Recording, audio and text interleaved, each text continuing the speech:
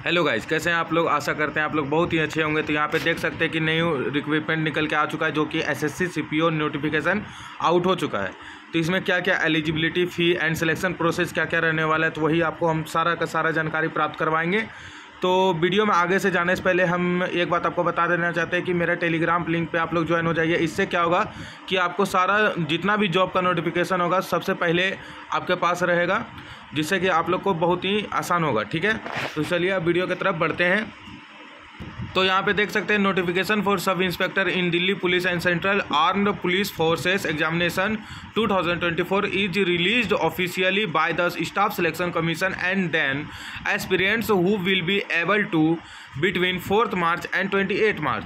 ठीक है, to get more detail statement, यानी कि 4 मार्च से लेकर 28 मार्च तक में आपका क्या आ जाएगा, तो मतलब जितना भी है तो उसका मतलब नोटिफिकेशन आउट होकर अप्लाई होने का डेट इसी में आ जाएगा। ठीक है, तो यहाँ देख सकते हैं SSC CPO 2024 notification, candidate who want to be appointed as sub inspector यानी कि दरोगा in 4 sub inspector in Delhi police और any central arm police, BSF, CISF, CRPF, ITBP and SSB need to know that the application form is available on the SSC website till March 28, 2024, यानी कि 28 मार्च को आपके पास मतलब official website इसका चल जाएगा। ठीक है, तो चलिए अब आगे चलते हैं।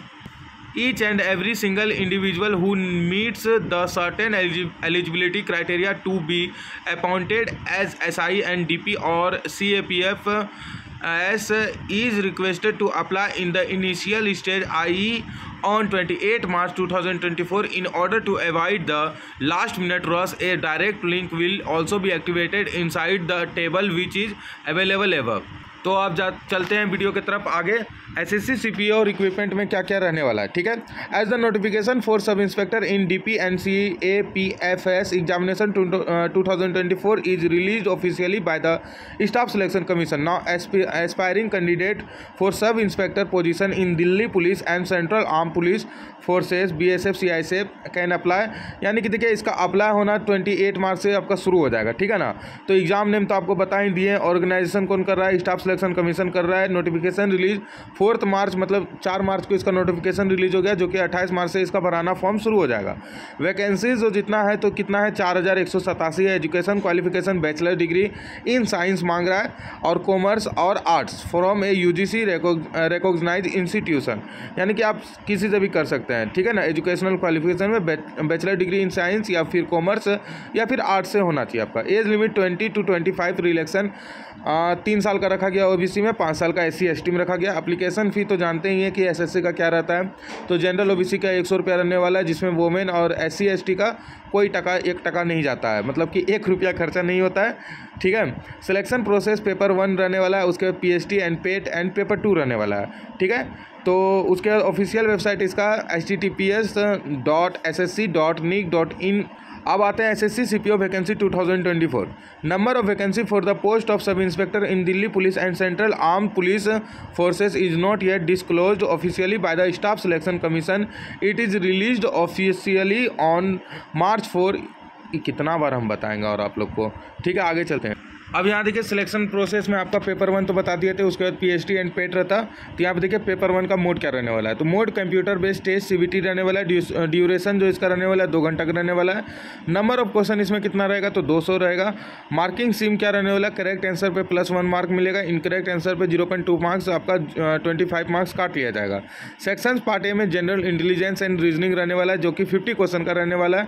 पार्ट बी में आपका general knowledge and general awareness से 50 क्वेश्चन रहने वाला है। ठीक है, पार्ट सी में आपका क्वांटिटी एप्टीट्यूड क्वेश्चन रहने वाला है। उसके बाद पार्ट डी में आपका इंग्लिश कंप्रेशन रहने वाला है, जो कि 50 क्वेश्चन का ये भी रहने वाला है।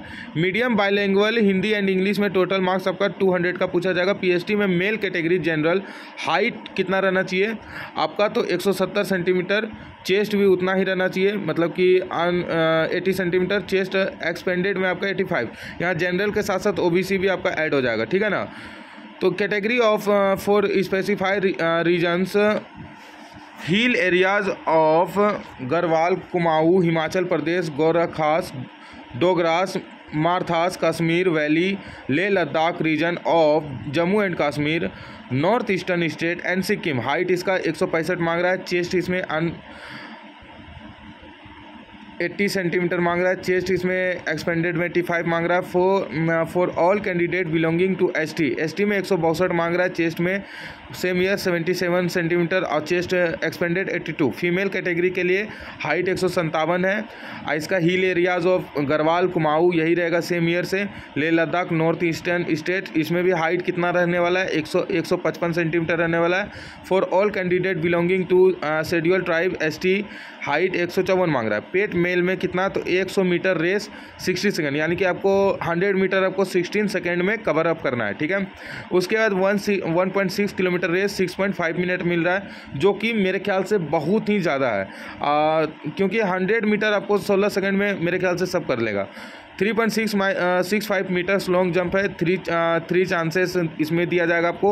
1.2 मीटर्स हाई जंप है, जो कि 3 चांसेस इसमें भी रहने वाला है। शॉर्ट पुट आपको 16 LB का रहने वाला है, जो कि 4.5 मीटर्स एंड 3 चांसेस इसमें भी मिलने वाला है। फीमेल के लिए 100 मीटर 18 सेकंड रखा गया। उसके बाद 800 मीटर रेस 4 मिनट, जो कि फीमेल के लिए बहुत ही ज़्यादा है। 2.7 मीटर्स का 9 फीट लॉन्ग जंप रखा गया है और 0.9 मीटर्स का 3 फीट हाई जंप 3 चांसेस में ये भी रहने वाला है। पेपर 2 जो रहने वाला है मोड कंप्यूटर बेस्ड टेस्ट रहने वाला है। ड्यूरेशन 2 घंटा का रहेगा। नंबर ऑफ क्वेश्चन 200 रहेगा। Marking SIM correct answer same year से वही रहेगा। सेक्शन इसमें subject English language and compression 200 का रहने वाला है। मीडियम इंग्लिश रहने वाला है। इसमें देख सकते हैं आप लोग सब चीज़। तो यहाँ पे इतना ही मतलब गाइज इसका आज का ख़त्म होता है। तो आप लोग जो भी डॉक्यूमेंट फिल करिएगा उसको आप लोग ध्यान से करिएगा। जितना भी आप लोग का डॉक्यूमेंट रहने वाला है तो उसको आप लोग ध्यान से एकदम करिएगा, ठीक है ना। जिसमें नेम हो गया, आपका नेम, एड्रेस, जो भी है वो सारा चीज़ आपको ध्यान से एकदम पुटअप करना है, फिल करना है, जिससे कि आपको जब डॉक्यूमेंट वेरिफिकेशन हो तो उसमें आपको दिक्कत ना हो, ठीक है। तो आप लोग इस चीज़ का बारे में अच्छी तरह से ध्यान रखिएगा, ठीक है। मिलते हैं नेक्स्ट वीडियो में। धन्यवाद।